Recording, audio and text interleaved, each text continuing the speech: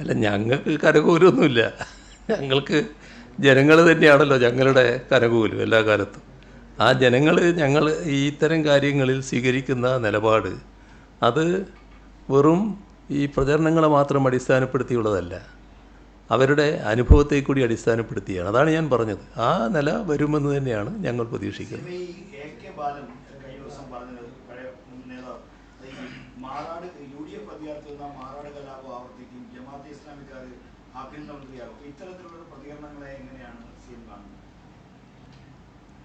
അതായത് ഇവിടെ നമ്മൾ ശ്രദ്ധിക്കേണ്ട കാര്യം, ഇന്നത്തെ കേരളം നമ്മുടെ രാജ്യത്തിന് മുന്നിലൊരു മാതൃകയാണ്. അതായത് വർഗീയ സംഘർഷങ്ങളില്ല, വർഗീയ കലാപങ്ങളില്ല. എന്നാൽ അതിൽ നിന്ന് വ്യത്യസ്തമായ ചിത്രം കേരളത്തിലുണ്ടായിരുന്നു. അതാണ്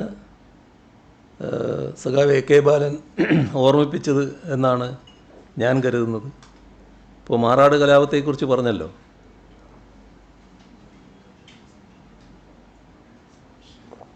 അതിനിഷ്ഠുരമായ ഒരു കലാപമായിരുന്നല്ലോ അത്. ആ കലാപം നടന്നതിന് ശേഷം ആ പ്രദേശത്ത് സാധാരണഗതിയിൽ നമ്മളെല്ലാവരും സന്ദർശിക്കുമല്ലോ.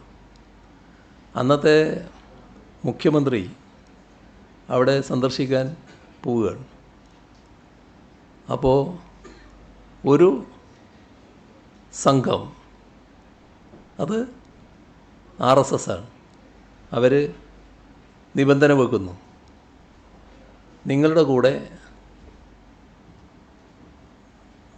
കൂട്ടത്തിൽ ഇപ്പോഴുള്ള മന്ത്രി വരാൻ പാടില്ല.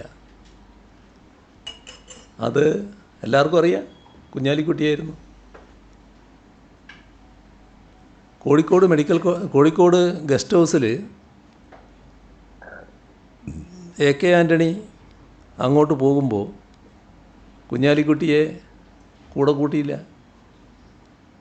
ഇവരുടെ അനുവാദം വാങ്ങിക്കൊണ്ട് പോകുന്ന അവസ്ഥയാണ് ഉണ്ടായത്. എന്താണത് കാണിക്കുന്നത്? അതിൻ്റെ മറ്റൊരു ഭാഗം ഞാൻ നിങ്ങളെ ഓർമ്മിപ്പിക്കാം. അന്ന് ഞാൻ ഒരു പാർട്ടിയുടെ ഭാരവാഹിയായി പ്രവർത്തിക്കുന്ന കാലമാണല്ലോ. ഞാനവിടെ പോയിരുന്നു. ആരുടെ അനുമതി വാങ്ങിയിട്ടല്ല അവിടെ പോയത്. അവിടെ പോയി ആളുകളെ കണ്ടു, കാര്യങ്ങൾ സംസാരിച്ചു, തിരിച്ചു വരികയും ചെയ്തു. എന്തിനാണ് കേരളത്തിൻ്റെ ഒരു മുഖ്യമന്ത്രി അങ്ങനെയൊരു നിലപാടെടുത്തത്? അതാണ് UDFൻ്റെ രീതി. UDF വർഗീയതയെ എങ്ങനെ സമീപിക്കുന്നു എന്നുള്ളതാണ് പ്രശ്നം. അതിൻ്റെ ഒരു ഉദാഹരണമാണ് അവിടെ കാണാൻ കഴിയുന്നത്. UDFൻ്റെ നിലപാടുകളുടെ ഭാഗമായാണ് വർഗീയ പ്രശ്നങ്ങൾ ആളിക്കത്തുന്ന നിലയുണ്ടായത്, വർഗീയ സംഘർഷങ്ങൾ വ്യാപിച്ചത്. വർഗീയ സംഘർഷങ്ങളെ നേരിടുന്നതിൽ കൃത്യതയാർന്ന നിലപാട് അന്ന് UDFന് സ്വീകരിക്കാൻ കഴിഞ്ഞിരുന്നില്ല. അതേ വർഗീയ ശക്തികൾ നമ്മുടെ കേരളം വിട്ടുപോയിട്ടൊന്നുമില്ല കേട്ടോ, കേരളത്തിൽ ഇപ്പോഴും ഉണ്ട്. പക്ഷേ അവർക്ക് അഴിഞ്ഞാടാൻ കഴിയുന്നില്ല. അവർ തലപൊക്കാനുള്ളൊരു ശ്രമം നടത്തിയാൽ, അതിൻ്റേതായ നീക്കങ്ങൾ ഉണ്ടായാൽ, കർക്കശമായ നടപടികളിലൂടെ നേരിടുന്നതാണ് ഇന്നത്തെ സർക്കാർ രീതി.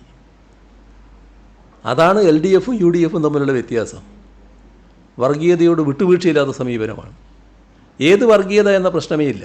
ഏത് വർഗീയതയായാലും നാടിനാപത്താണ് എന്ന നിലയാണ് പൊതുവെ സ്വീകരിച്ചു പോകുന്നത്.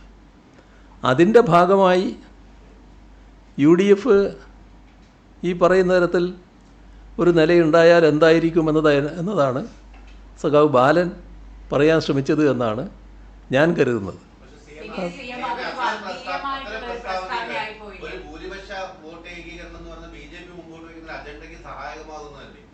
കേരളത്തിൻ്റെ അനുഭവം ചൂണ്ടിക്കാണിക്കുന്നത് എങ്ങനെയാണ് ഭൂരിപക്ഷ വോട്ട് കേന്ദ്രീകരിക്കലാവുക?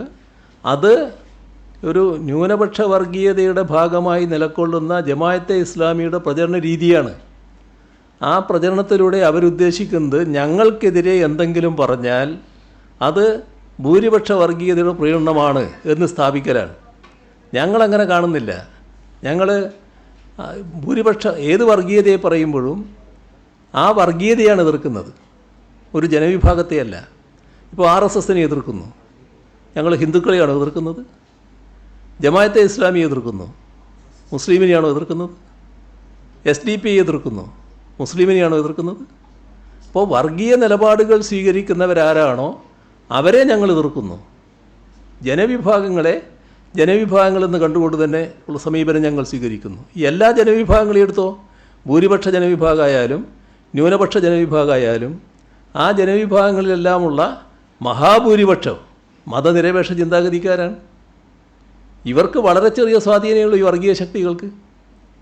ആ വർഗീയത നാടിന് വലിയ ആപത്താണ് എന്ന് തിരിച്ചറിയാൻ നമുക്ക് കഴിയണം.